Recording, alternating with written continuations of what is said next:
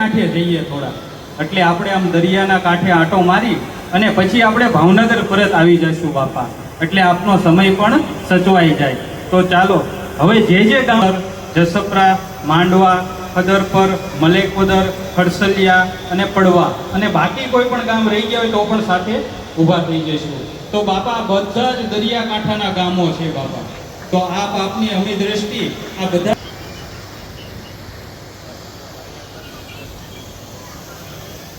સ્વામી બાપા, આ દરેક હરિભક્તના જીવનમાં દાસભાવ આવે, દિવ્ય દ્રષ્ટિ પ્રાપ્ત થાય અને તને તમામ એકાદશી ફરાળી કરે છે.